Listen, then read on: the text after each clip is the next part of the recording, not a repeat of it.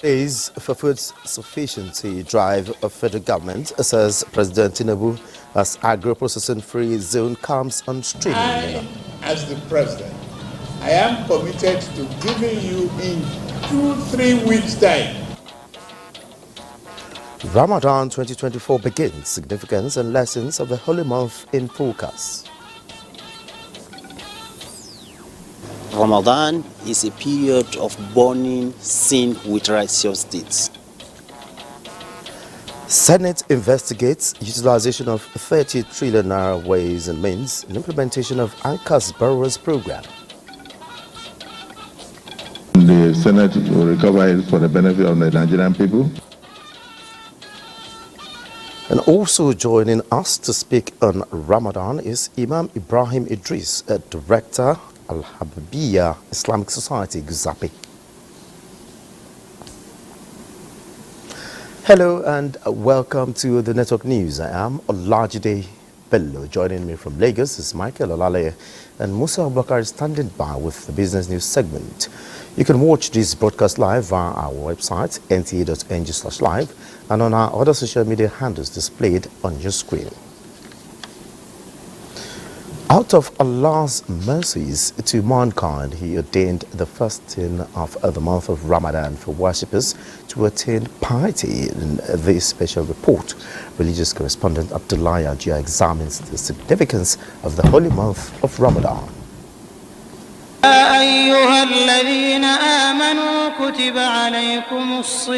In the consensus and explanations of Islamic scholars, the glorious Quran and Hadith of Prophet Muhammad, peace be upon him, are sufficient on the obligation of the holy month of Ramadan, which they say entails the deliberate abstinence from sexual desires, eating and drinking from dawn to sunset, with the intention to worship Allah, who has promised a special reward for those who fervently fast in the first, second, and last 10 days of the month. Imam Al-Qurtubi is saying Ramadan is a period of burning sin with righteous deeds. Ramadan is the 9th month of the Islamic lunar calendar, with a spiritual package and a turning point for mankind, who is expected to maximize the enormous bounties, mercy and favors of Allah. Leaders of faith say the holy month of Ramadan also guarantees spiritual elevation in status and an ideal social security of love, true brotherhood and unity of purpose, which reflect the true teachings of the Islamic religion, with much encouragement for charity and increased acts of worship.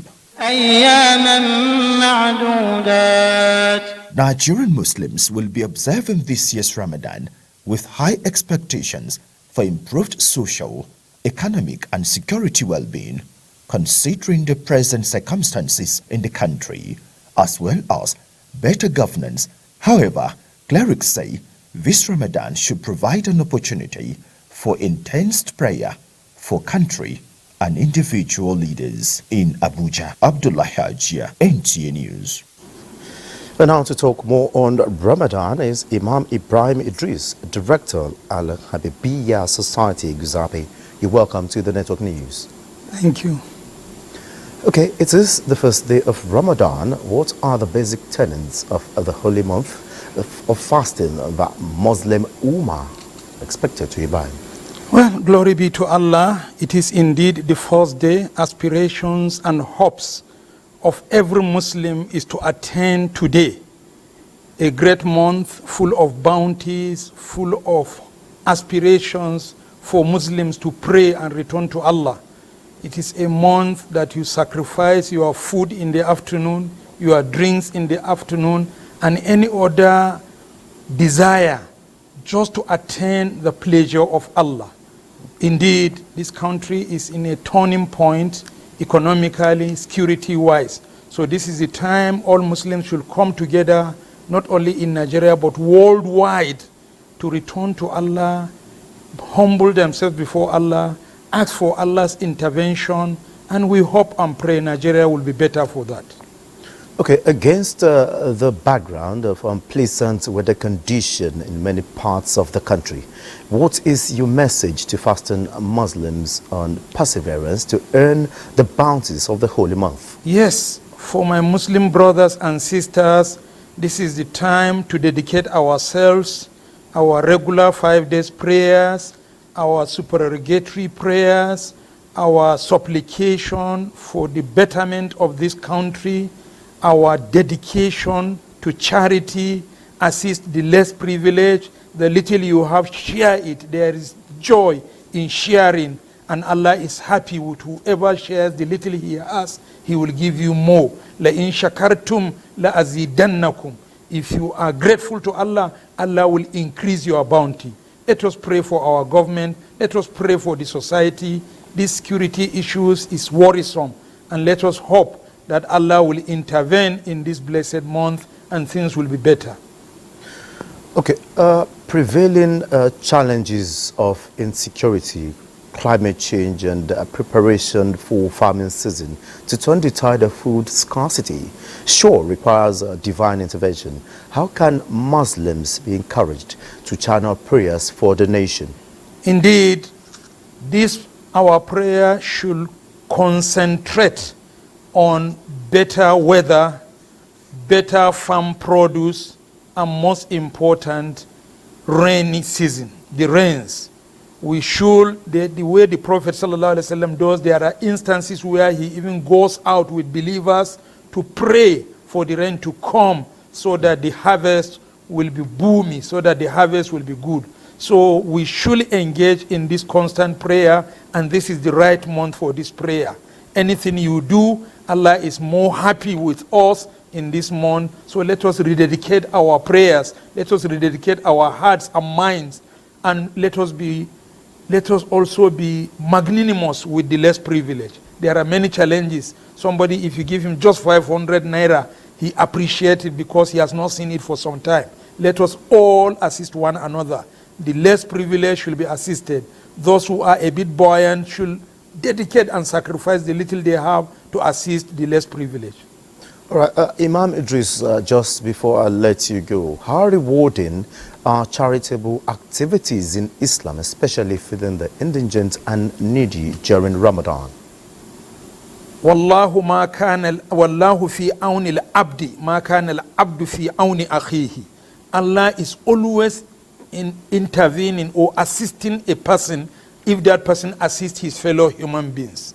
Not necessarily Muslims. Assistance can come in any form to anybody who is in need. And Allah is most happy when you touch a heart, when you feed a needy person, a hungry person, when you provide water for a thirsty person, and when you uplift somebody who is falling as a result of economic challenges. Allah is happy with such a society, and Allah will expand our economic value by the grace of God. All right, many thanks, Imam Ibrahim Adris, the Director Al-Habibiyya Society, Exapi, for your thoughts on the network news. Moving on, the Federal Executive Council FEC expresses best wishes to Muslim faithful on the commencement of this year's Ramadan fast.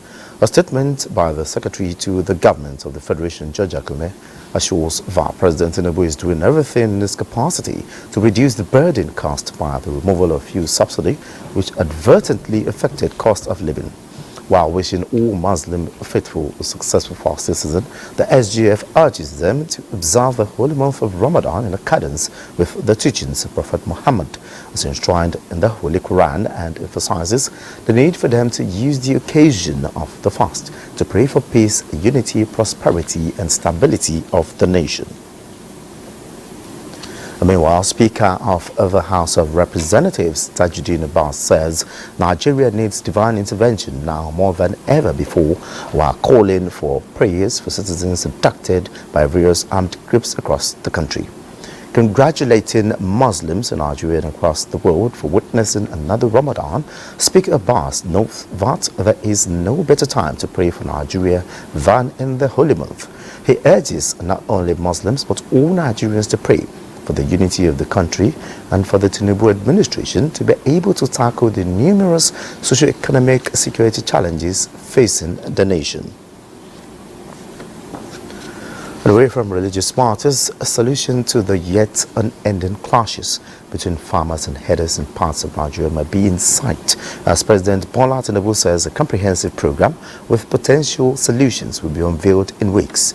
The president raised the hope in Mina at the official flag-off of Agri-Mechanization Revolution for food security and commissioning of the new airport terminal. State House correspondent Musbat and Wahab reports. President Bola Tinubu could not but show support to this governor making a name for himself as farmer governor. The president is leading with a vision to grow in abundance what Nigerians would eat, but Governor Mohammed Bago is blazing the trail at sub-national level as he says he is on a revolutionary mission for agriculture, not just to feed the state, but Nigeria at large. His government, he said, is leveraging the landmass in Niger State set to commence irrigation farming with 1 million hectares of land and procurement of mechanized farm implements, which include tractors, power tillers, planters and harvesters.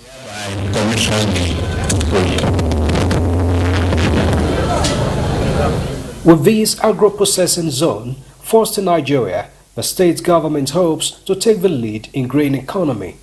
We shall explore over 3 million of the 8.3 million hectares of arable land, large water bodies with a multitude of tributaries, 23 grazing reserves and 94 forest reserves. Therefore, Niger State stands as a beacon of hope and promise in the realm of agriculture and our springboard to harvest our potentials in the green economy and associated gains.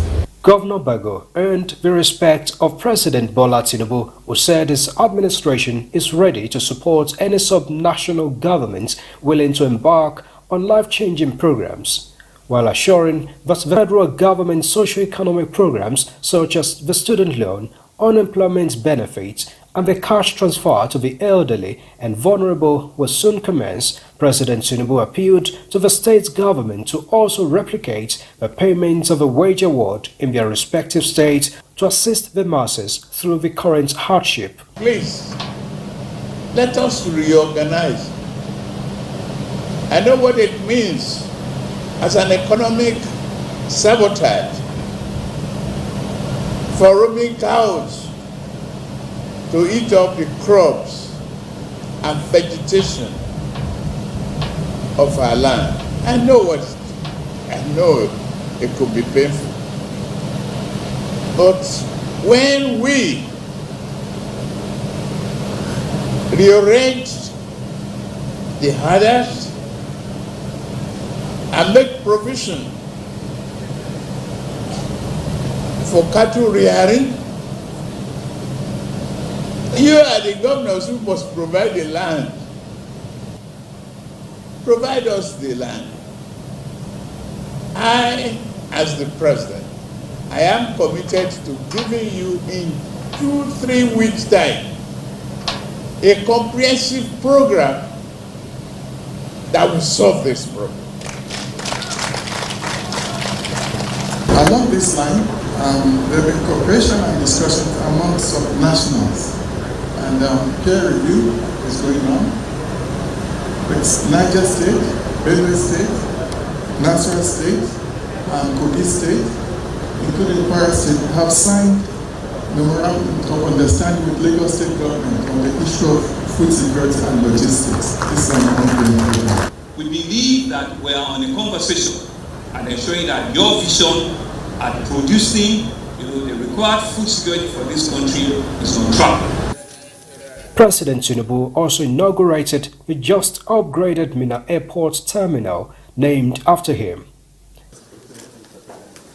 He proceeded to pay a courtesy visit to former heads of state, General Ibrahim Badamasi Babangida and General Abdulsalami Abubakar at their Mina residences.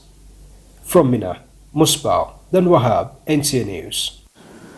To the Red Chambers, Senate has commenced investigation on the ways and money amounting to trillions of naira was utilized by agencies of government. Also being investigated is the implementation of the Anchor Borrowers Program executed by Central Bank of Nigeria. National Assembly correspondent Lami Ali reports. The cumulative amount of the ways and means, including interest, is 30 trillion naira. The money was utilized for emergencies by the federal government and afterwards got approval from the parliament for the spending. The caveat for the approval granted by the 9th Assembly was that the federal government should provide parliament with details of the expenditure. This it allegedly never did. This investigative hearing is a follow-up to that agreement. To look into these ways and means, and particularly look at how the expenses were done. It is our belief that the totality of the ways and means somehow have contributed to the current economic hardship that we are facing today. And that it is incumbent upon us as representatives of the people to look into these issues, know what items, in fact, let us say we should want to unbundle the expenditures involved in the ways and means and see whether they were judiciously utilized and if there is any way that some monies are still remaining, then the Senate will recover it for the benefit of the Nigerian people. I want to assure you that we are going to carry out this assignment expeditiously, but without any form of compromise. The committee, in the course of the investigation, will interface with Minister of Finance, Budget and National Planning, the Governor of the Central Bank of Nigeria, the Accountant General of the Federation, the Auditor General, Debt Management Office, relevant ministries, departments and agencies, as well as beneficiaries. From the National Assembly, Lami Ali, NTA News. The senator representing Bauchi Central, Abdul says he was misunderstood on his submissions in the interview he granted the House's service of a foreign broadcast outfit. Addressing members of the Senate Press Corps, Senator Ningi made clarifications on the said interview. At no time did I say Bola Ahmed Tinubu is implementing two budgets. There was no time. At no time did I say Bola Tinubu was biased against the North. The House of Virgin is there. At no time did I say Bola Tinubu is implementing 25%, 25 trillion budget. The House of Virgin is there.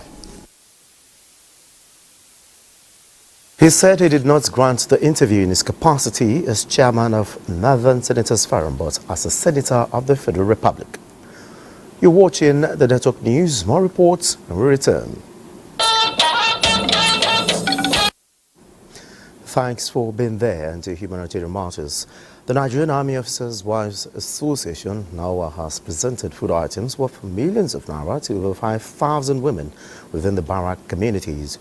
Francis Udoja reports that the gesture is one of the major humanitarian activities of the association for the year 2024. It takes a good heart and leadership to remember sacrifices made for humanity, especially when it has to do with putting one's life on the line to defend the cause of a nation in the line of duty. These women are widows of fallen heroes, soldiers and wives of officers of the Nigerian Army, working tirelessly to keep the territorial integrity of the nation intact. Now, the symbolic presentation of food items to these women at the Mogadishu Cantonment Headquarters in Abuja by the President Nigerian Army Officers' Wives Association, Mrs. Maria Labaja, has brought a sigh of relief to the beneficiaries. All of us know how much bag of rice or half bag costs. For them to be able to reach out to us We pray for more provision for them. I'm going to appreciate it with my family. I'm going to use it for my Ramadan. Appreciate the Naoa for the support to We the Soldier's Wife. The motto of Naoa being tagged as unity and charity, Mrs. Maria Lagbaja said it is a propelling force to reach out even to more, especially orphans, at this period of Lent and Ramadan. Naoa is known for humanitarian outreach. It is a period of fasting. The Christians are also observing Lent, while Muslims are observing Ramadan season. So yes, Naoa is reaching out to all the families to support them during this season. The humanitarian action is one of the routine military cooperation activities of the Naoa president. In Abuja, Francis Udojo, NTA News.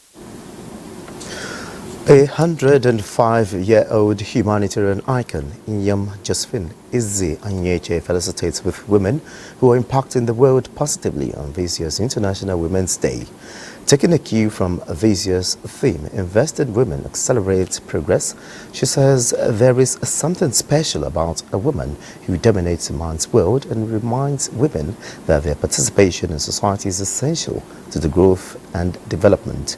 Nyam Nonye, a high chief known as Great Grandma Africa, is the detribalized philanthropist, a living legend recognized by the Guinness Book of Records, and she backed NTA's Jewelry Centenarian.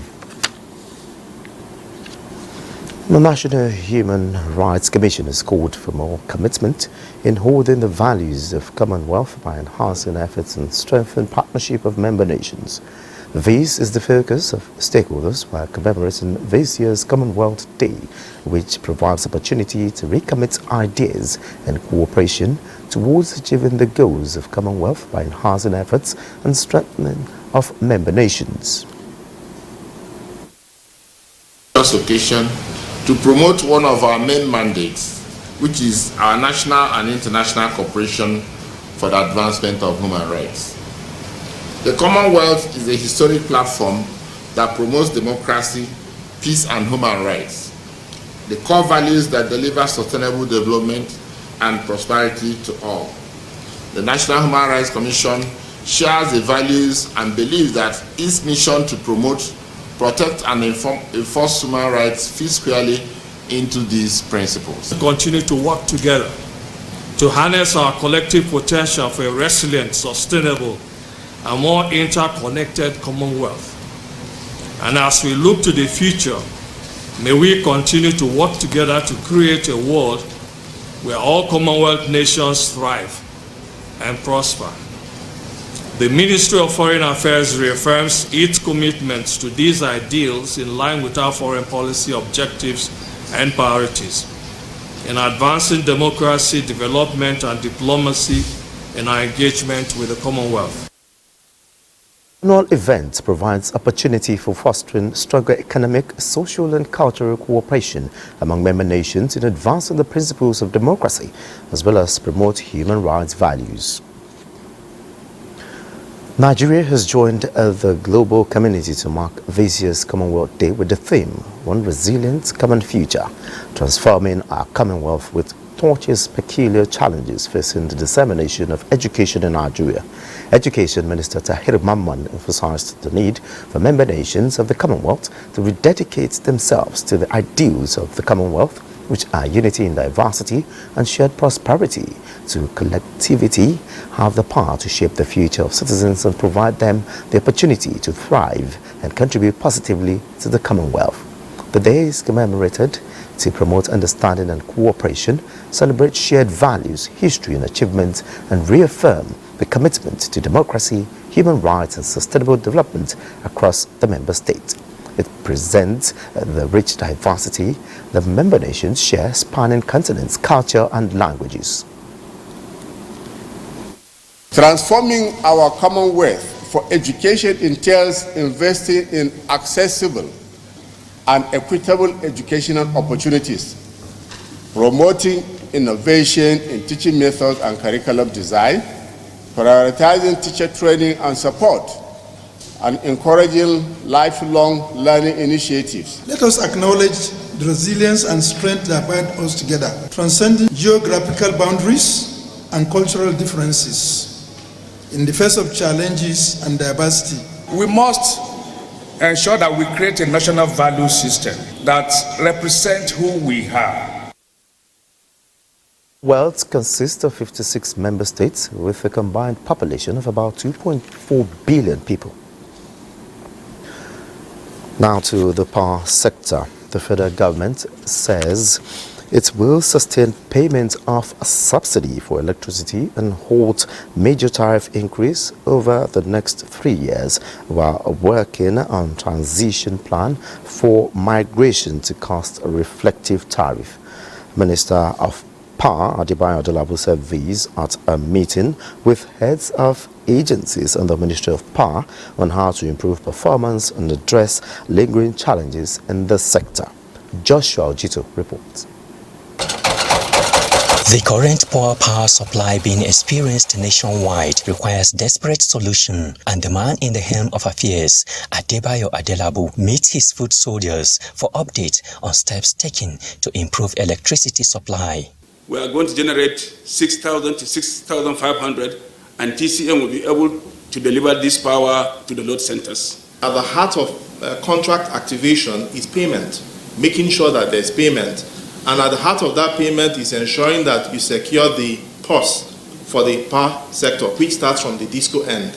Beyond the immediate measures, which include payment of debt to generation companies and gas suppliers to improve generation, there is need for a policy framework that will provide long-term solution to challenges of the sector. While federal government identifies the distribution arm of the value chain as the weakest link, the new policy framework will ensure recapitalization of distribution companies, unbundle them for efficiency, and issue new licenses. We have the exposure draft of the policy ready, and this will cover the issues of tariffs and the government subsidy. Government subsidy will remain till the end, but we'll keep reducing it from time to time. On vandalization of power infrastructure and electricity theft, federal government is advocating capital punishment for perpetrators to serve as deterrents. Joshua Ojito, NTA News. And on infrastructure development, Governor Diko Marurada of Kina State reiterates his administration's resolve to complete all inherited projects while initiating new ones to speed up socio-economic growth. This is while inaugurating a major road project completed within 9 months of his administration. Awal Haliru tells us more.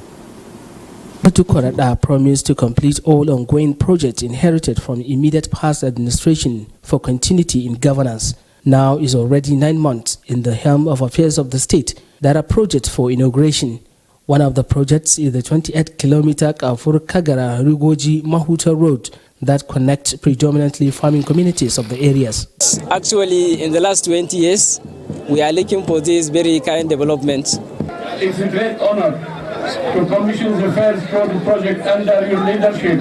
The road project was awarded in 2021 and is completed in February this year at the cost of 5.7 billion naira. And I want to assure you that we are not going to fail you in the responsibility that is shouldered on us. We'll inshallah try as much as possible to bring peace to our state and also to change the economic prosperity of our people. Traditional leaders and the stakeholders, while appreciating Katsina State government, urge the benefiting communities to make maximum use of the road rapid economic development. In Katsina, Awal Haliru, NTA News.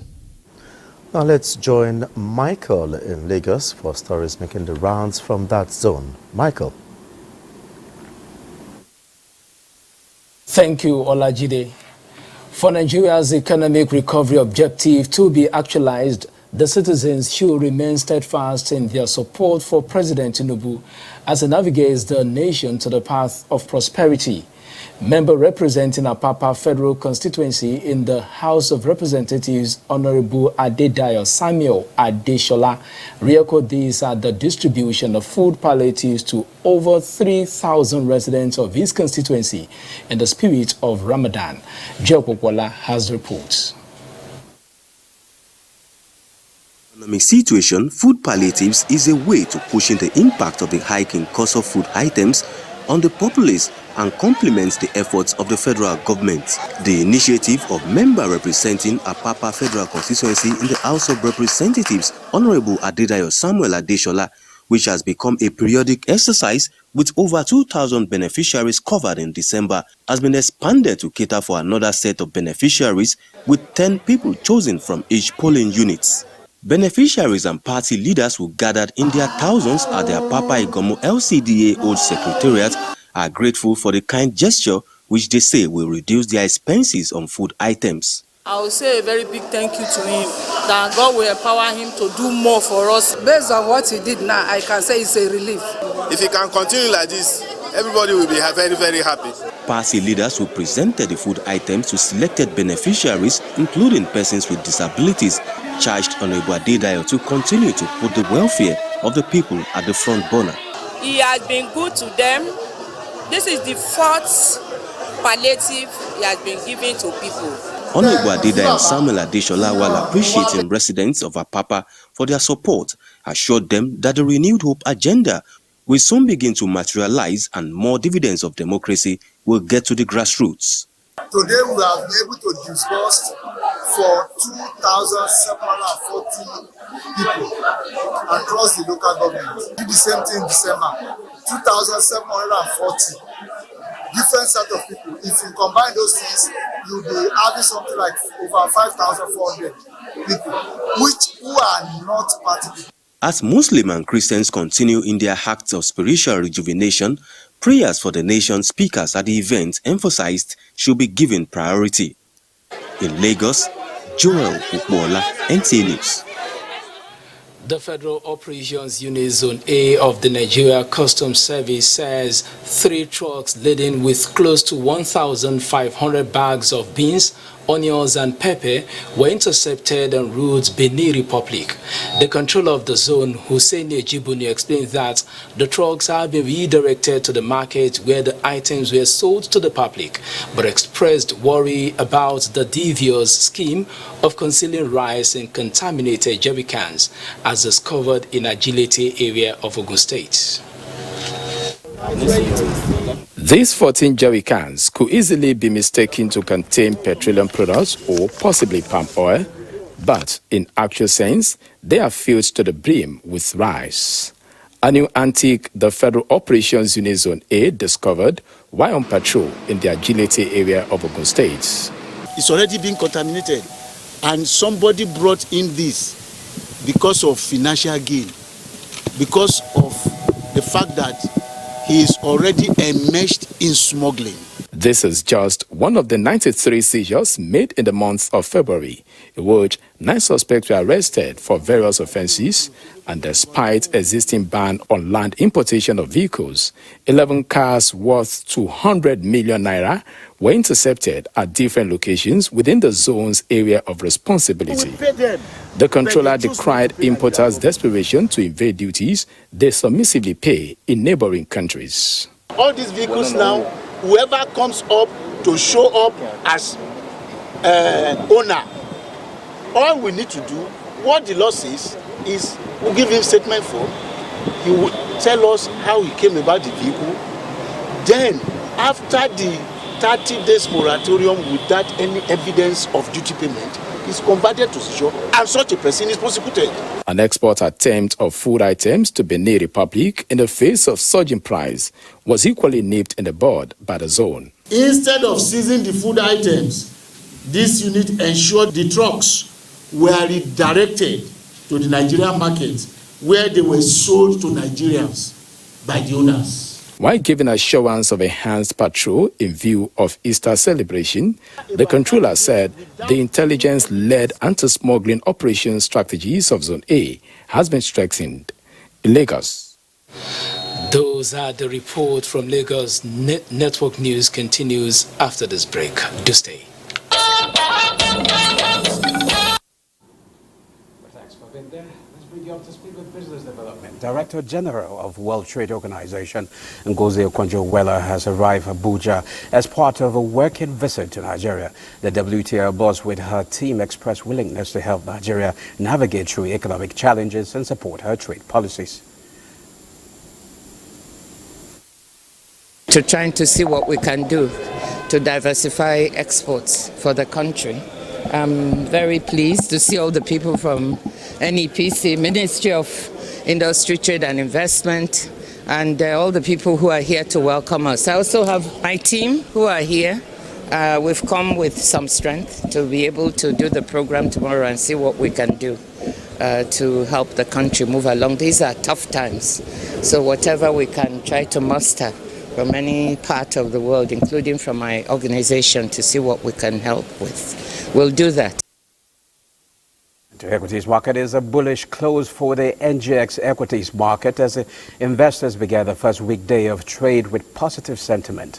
The all-share index advanced by 0.70% to close at 102,044.84 basis point as investors gained 403.69 billion naira. A total of 436.8 million shares worth 17.09 billion naira were traded in 11,344 deals. Today's data shows 22% improvement in volume, 14% decline in turnover, but 5% improvement in deals.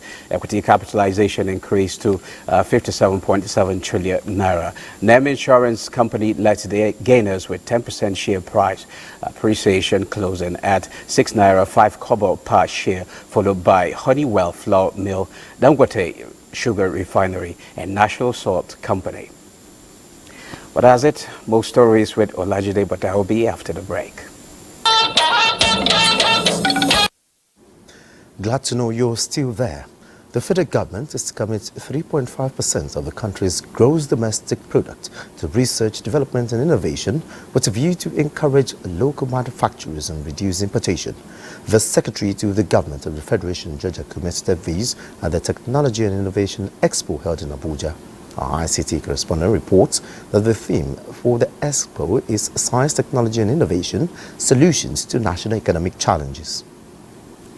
Technology at its peak, you would agree, as transformation gains of innovation, science and technology routes when Nigeria successfully reversed her unenviable situation of high foreign technology consuming country by encouraging research, development, innovation and most importantly publicity and commercialization of research outcomes. In view of this, the federal government is placing more emphasis on Presidential Executive Order 5. Innovation flowing from science and technology is indisputably the fulcrum of economic growth and national development. By strategically integrating STI in our economic policies and practices, we can chart a course towards sustainable development. The Expo is to provide a platform that will link innovators, inventors, research institutions, ministries, departments and agencies, tertiary institutions to industries and manufacturers for patenting. Like I said, one is the Vision Link mouse that is supposed to help visually impaired persons writing exams. This collective effort aims to promote locally made goods and services, which will reduce the high cost of importation, enhance revenue generation, and create employment opportunities. Now let's join Austin Demadu for the latest in the world of sports. At the ongoing African Games in Accra, Ghana, Team Nigeria as at Monday leapfrogged from 10th to 4th in medals table after amassing a staggering 7 gold medals on Sunday. The impressive outing took Nigeria's medals tally to 25 medals, which include 7 gold, 9 silver and 12 bronze medals. We know that when it comes to the track events, Nigeria does really well. And so Nigeria still has a lot of medals to offer in this All-African Games in Accra. UEFA Champions League round of 16 matches will be concluded on Tuesday and Wednesday with mouth-watering matches. On Tuesday, Arsenal will hope to overturn a 1-goal deficit in their quest to progress to the quarter-final as they host FC Porto. While at the Camp Nou, Barcelona are set to go head-to-head with Napoli. Both teams are looking to qualify for the quarterfinals after a first leg 1-1 draw. On Wednesday, Atletico Madrid will entertain Inter Milan, while Borussia Dortmund will be up against PSV Eindhoven. So, Italian third seed Gianni Sinner progressed in stress sets, beating German Jean-Lennart Stoff 6-3, 6-4. With Sports Update, I'm Austin Edemodu, NTA News. The death has occurred of Bola Alabi at the age of 50. The burial activities released by her husband, head of procurement, NTA, Alabi Olatunde, indicates that there will be Christian wake at House 12, Alison Madueke Road, Navy Estate, Karshi, Abuja, on 13th of this month at 4 o'clock in the evening. Funeral service will hold at New Estate Baptist Church, plot 1097, Chris Abuti Garba of Adumego Juku Street, Gudu District, Abuja, on the 14th of this month at 10 o'clock in the morning, while interment follows immediately at Gudu Cemetery by Apple Roundabout, Abuja. Announcer Engineer Tunde Alabi of the NTA. And that's it on the network news. Thanks for being a part of it. I am Olajide Bello.